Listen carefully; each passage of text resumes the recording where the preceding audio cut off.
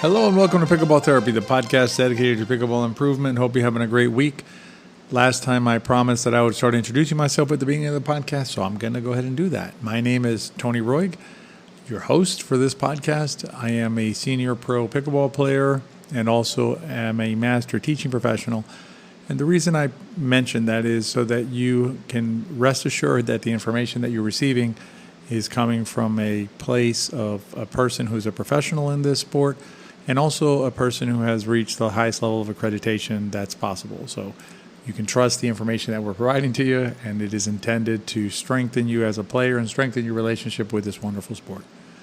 All right, so let's talk what we're going to talk about this week's podcast. I think you're going to like it. The first part of the podcast is going to be how to activate your supercomputer. You have a supercomputer, whether you believe it or not. I know there's a lot of news these days about ChatGPT and things like that. That's very impressive, the artificial intelligence. But the things that those programs are trying to emulate, right, or simulate are the same things that you already have, a supercomputer. So we're going to talk about activating that. And then in the riff, I'm going to share a personal experience that occurred to me this last week, but I want to share it in the context of applying context. See, context twice, right? Applying context to your game and enjoying the sport, but still having a good perspective when you're out on the pickleball court. Stay tuned for the podcast. There's one part of your body that you should never mess around with, and that's your feet. Your feet are responsible for carrying all over the court for 2 to 3 hours at a time while you're playing pickleball.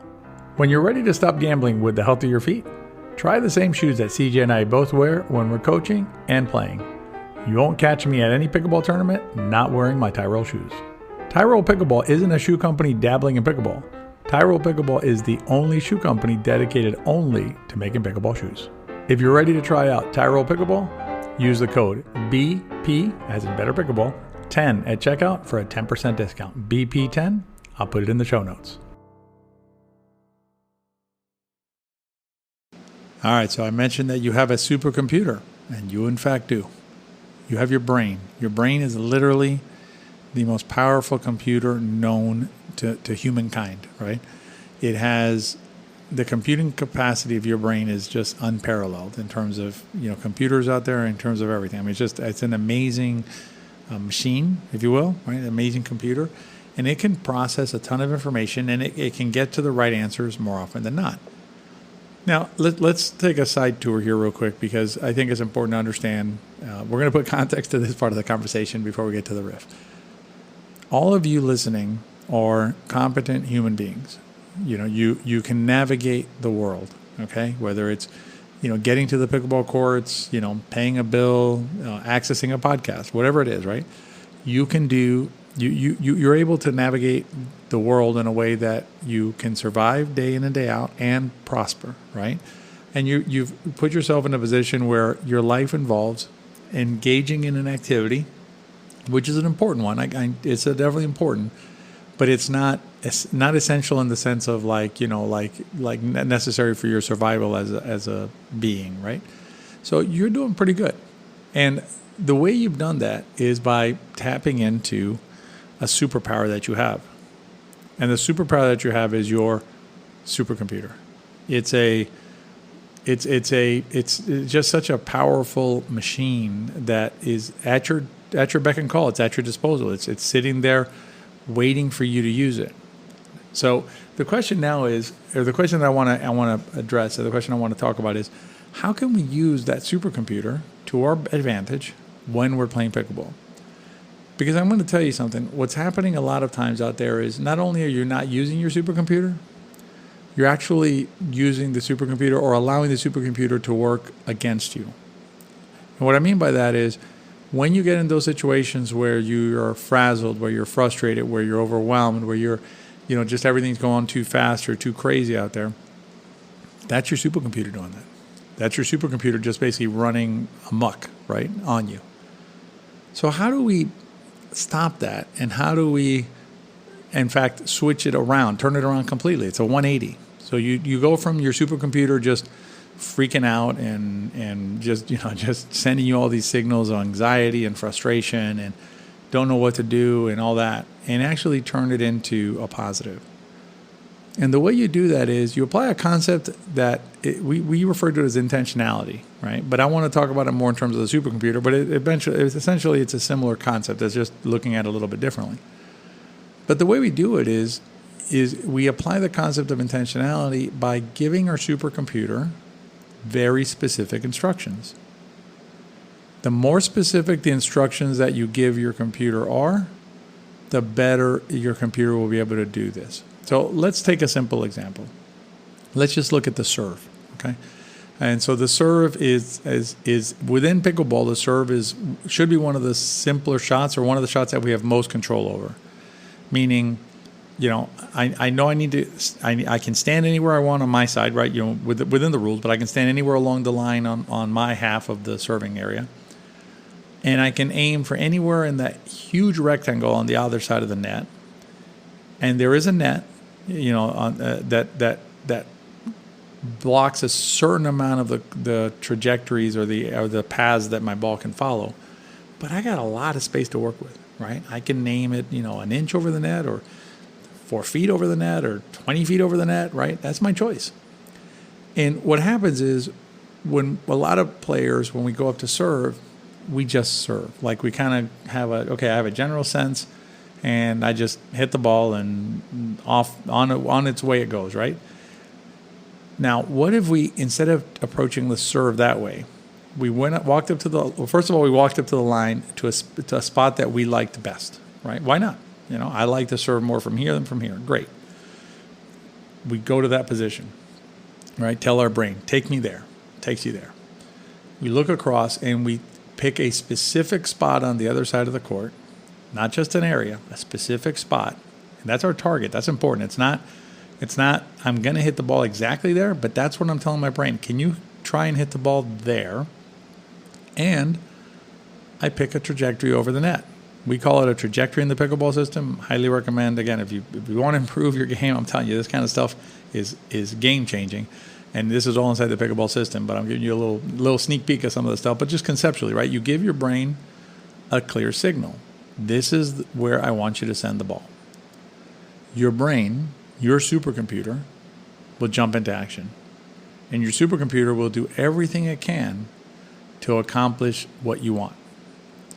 The flip side of that is not giving it any input, right? Not activating it at all. Just letting it do what it wants to do. And I'll give you another example of another shot, right? Not the serve, but let's talk about like a third shot, okay? So you're on the serve team, you've served, return has come back. Are you playing, we call it two different things. So one is like ball over net pickleball. Just, hey, as long as the ball clears the net, whatever happens. I don't, whatever. It's not in my hands, right? Even though it is, and I'll talk about that in a second. Or also referred to as poke and hope, right? I poke at the ball and hope for the best, right? Whatever happens, happens. You have the ability, right? And this is another important thing for you to walk away with here. You have the ability, you have agency over these things. You have the ability to have a deeper relationship with this game. You can tell you can let your brain know, hey, listen, I'm tired of poke and hope. I'm tired of just hitting the ball and wherever it goes, it goes. I actually want to have a target.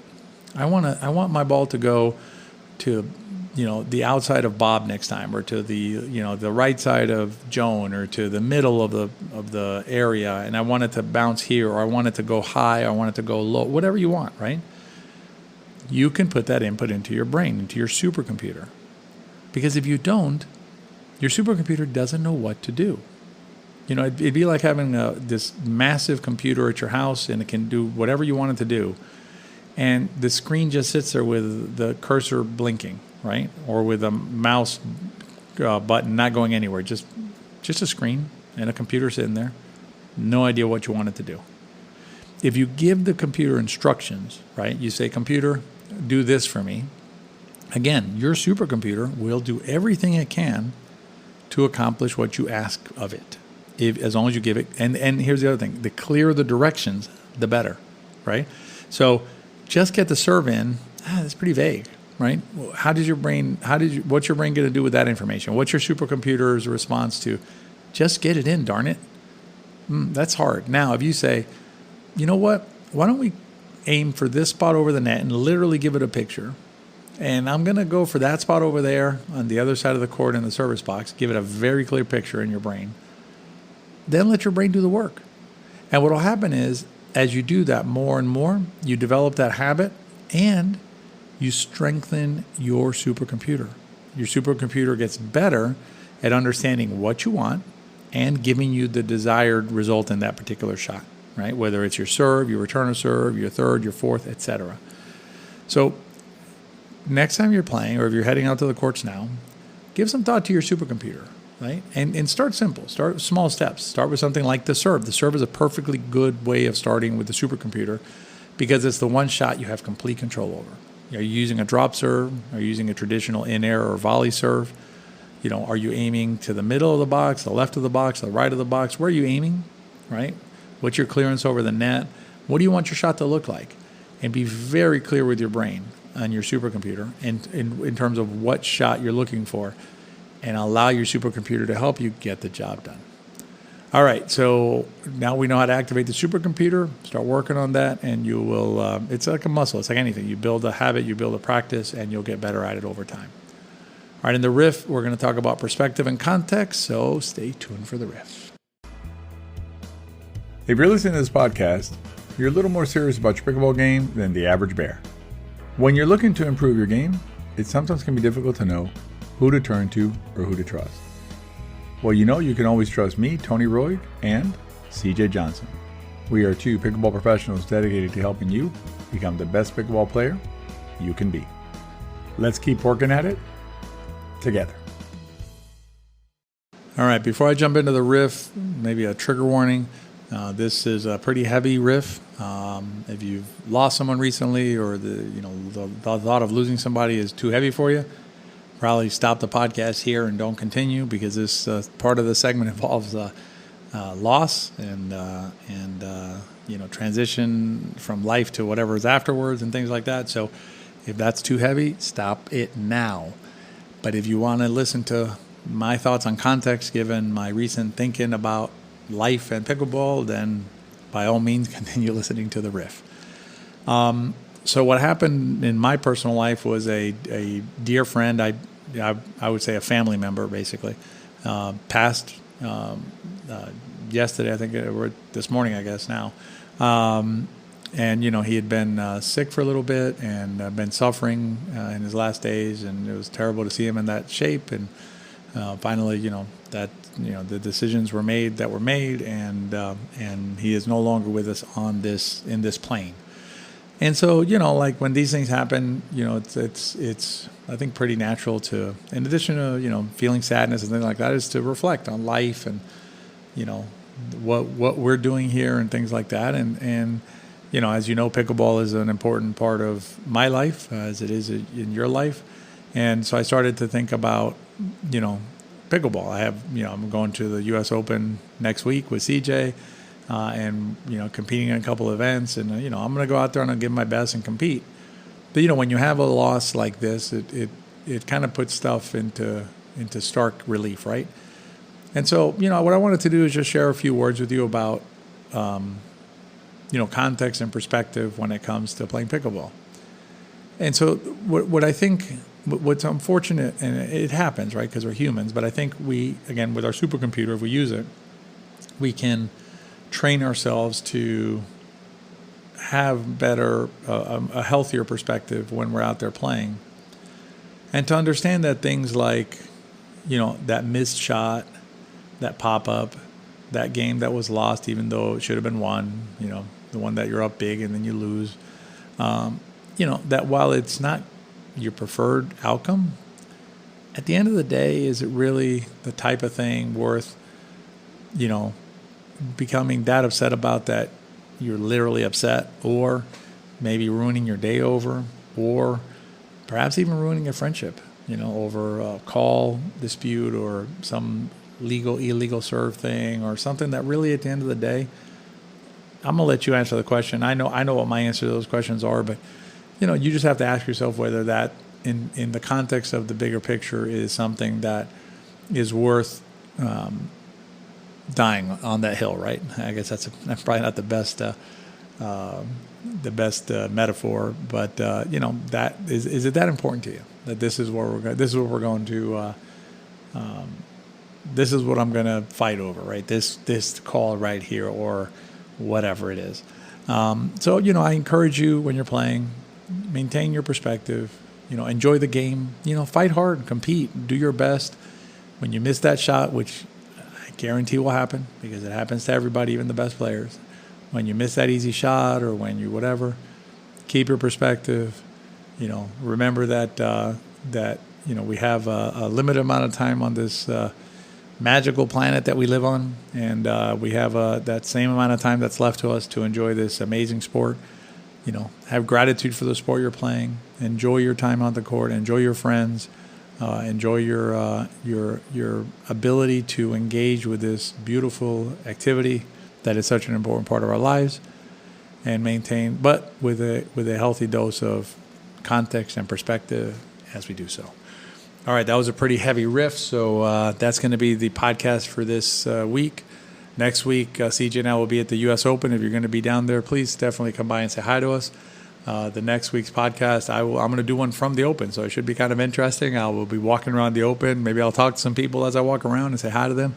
As we do the podcast, it'll be a special episode.